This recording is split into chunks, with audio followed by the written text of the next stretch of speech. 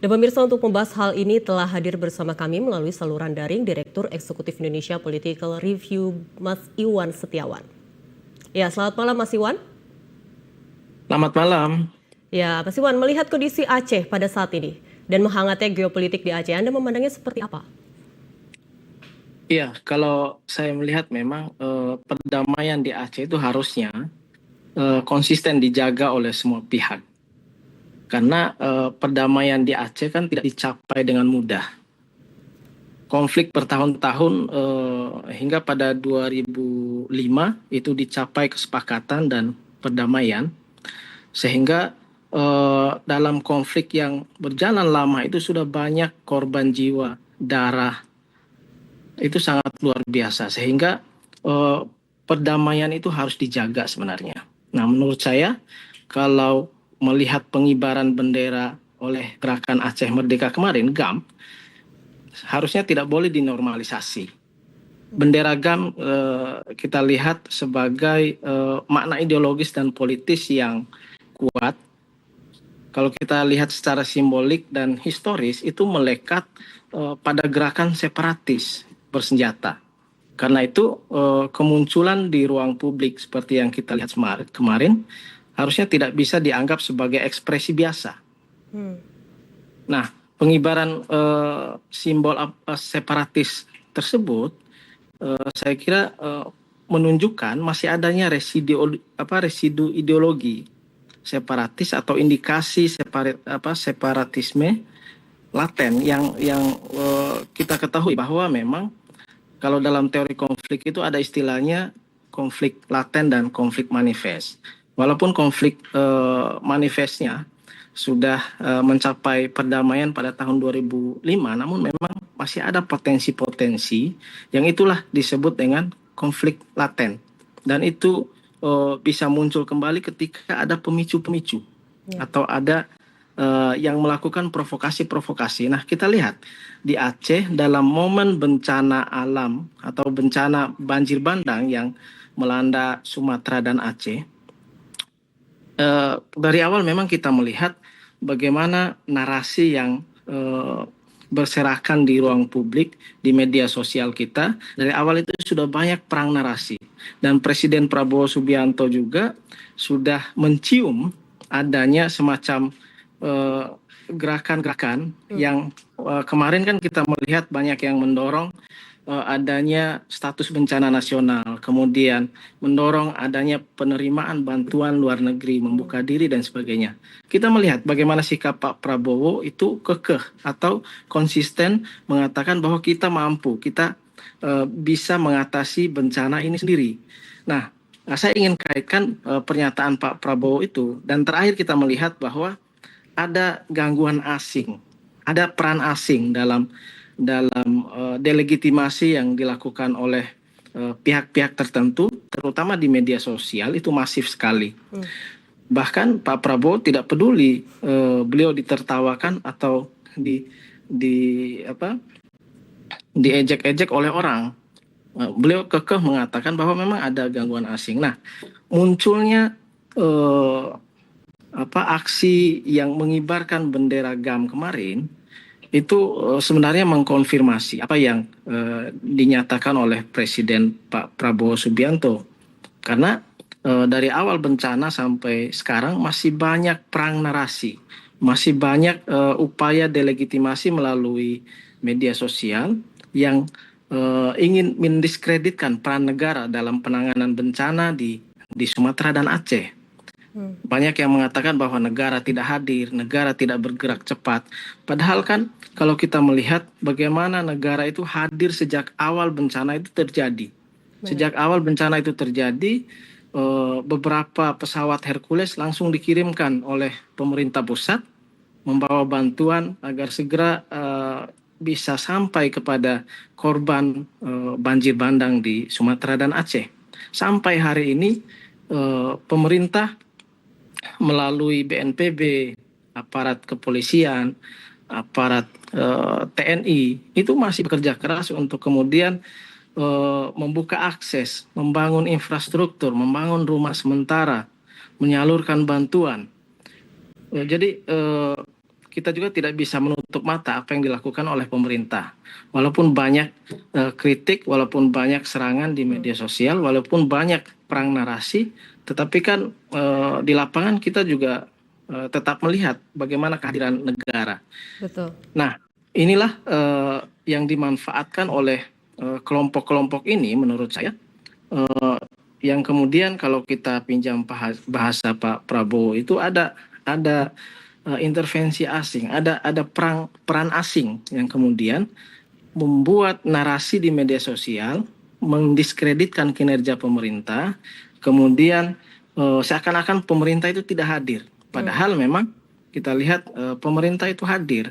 Nah, narasi inilah yang dibangun kemudian digeser ke isu ketidakadilan, ya, ketidakhadiran negara, sehingga pada puncaknya kemarin kita melihat bagaimana aksi itu terang-terangan mengibarkan bendera. Nah, Baik, Mas Iwan. untuk itu saya mengapresiasi yang dilakukan oleh aparat yang ada di lapangan, langsung mengambil tindakan terukur, walaupun memang harus tetap persuasif gitu, karena ini kan masih dalam kondisi bencana. Baik, Mas Iwan. Apa saran Anda sebenarnya kepada para tokoh di Aceh di kondisi seperti ini, kondisi pasca banjir di Aceh sendiri? Karena kan Pak Presiden sendiri juga cepat tanggap untuk melakukan pertolongan juga terhadap rakyatnya di Aceh. Iya, saya kira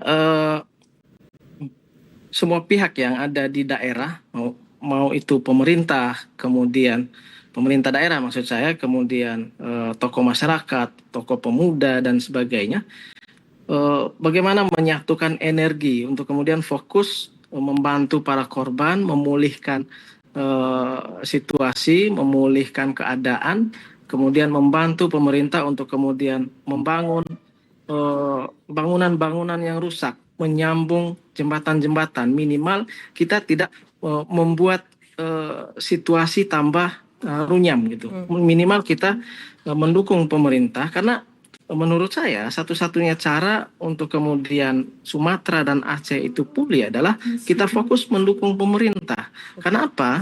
Karena hanya pemerintah lah yang kemudian memiliki semua infrastruktur, memiliki semua akses untuk secara cepat membangun kembali apa yang telah rusak, kemudian membantu para korban. Itu hanya pemerintah yang punya akses itu. Lagi pula Presiden Prabowo Subianto sudah menyatakan bahwa beliau sanggup atau pemerintah Republik Indonesia mampu untuk menangani bencana ini sendiri. Jadi di kemudian hari tidak apa-apa, kita akan tagih bagaimana komitmen pemerintah. Tetapi yang paling penting hari ini semua pihak, mau itu pemerintah daerah, aparat yang ada di daerah, tokoh pemuda, terutama influencer-influencer, bagaimana menyatukan energi untuk satu tujuan adalah menyelamatkan para korban, memberi semangat, memberi energi kepada mereka dan mendukung pemerintah agar semua bisa teratasi dengan baik, pembangunan infrastruktur, penyaluran bantuan dan sebagainya itu bisa berjalan dengan lancar tanpa ada bumbu-bumbu isu yang kemudian membuat kita habis energi, teralihkan pusat pikiran kita, sehingga harusnya kita menolong para korban, membangun dengan cepat, malah kita disibukkan dengan isu-isu separatis yang akhir-akhir ini muncul lagi, dan menurut saya tidak elok isu-isu seperti itu muncul ketika pemerintah lagi fokus mengatasi pasca bencana. Baik, Mas Iwan, kita membahas terkait dengan bencana di Aceh. Tentunya pemerintah sekuat tenaga membangun Aceh dengan cepat dan tanggap. Lalu bagaimana perkembangannya? Apakah cukup signifikan menurut Anda sendiri? Kalau saya lihat dari awal sampai akhir itu kan pemerintah bekerja tanpa henti, aparat-aparat turun di sana. Nah, kalau kita lihat akhir-akhir ini walaupun masih banyak di media sosial berseliweran isu-isu bahwa pemerintah masih tidak hadir dan sebagainya, saya kira kalau kita lihat perkembangan sampai hari ini bisa kita katakan progres untuk kemudian merecovery, kemudian penyaluran bantuan, kemudian membangun infrastruktur yang terputus, infrastruktur yang rusak, bangunan-bangunan rumah, kemudian dari Kemendagri misalnya kita melihat berkolaborasi dengan Kementerian Perumahan Rakyat untuk kemudian memperbaiki rumah-rumah yang kerusakannya agak ringan agar kemudian mengurangi para pengungsi, baru melanjutkan membangun rumah-rumah yang lain. Saya Baik, kira progresnya sangat positif, dan hari ini kita bisa melihat pemerintah dan aparat yang ada di sana bekerja tanpa henti ya sampai hari ini, siang dan malam, seperti yang dikatakan oleh Kasat, seperti apa yang diutarakan oleh Seskap kemarin melalui konferensi persnya. baik Mas Iwan. Jadi saya kira memang ada fakta-fakta yang ditunjukkan melalui media sosial. Tapi menurut saya fakta yang ditunjukkan melalui media sosial itu sifatnya parsial.